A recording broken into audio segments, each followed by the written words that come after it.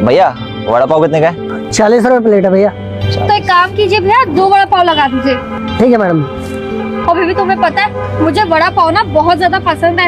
और देखो आज फाइनली खाने को भी मिल गया बहाने से बाहर आने के। एक सेकंड भैया, क्या हुआ? आप सिर्फ एक ही वड़ा पाव लगाना।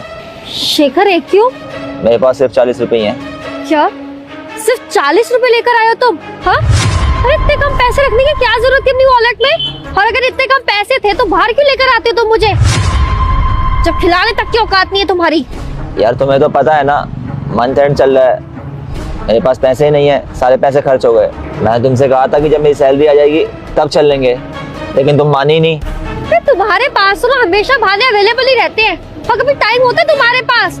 आज इतने टाइम बाद मुझे बाहर लेकर आए हो और खिलाने तक के पैसे नहीं है। अरे मैं तुम्हें खिला तो रहा हूँ, तुम खा लो ना, 40 रुपए है तो मेरे पास। अच्छा मतलब मैं एक वड़ा पाव खाऊं और तुम खड़े होकर मेरा मुंह देखोगे? मुझे भी नहीं खाना है, ठीक है ना? सारा मूड खराब कर दिया। तुम्हें ना हमेशा यही आता है, अपनी गरीबी दिखाना हर जगह। जा रही हूँ मैं, जो तुम्हारे साथ में रहना ही नहीं है। अरे काव्य बात तो सुनो। आपके पास 40 रुपए है ना, आप 40 रुपए दे दीजिए, बाकी 40 रुपए आते जाते दे देना। आप खा के जाइए। हाँ ठीक है, ये सही रहेगा। जैसे मेरी सैलरी आएगी मैं वैसे पैसे दे दूंगा आपको।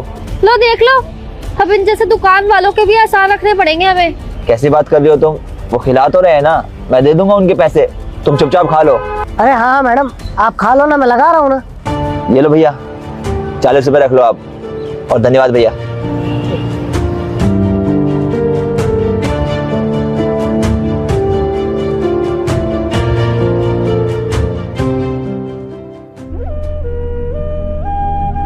भैया पानी।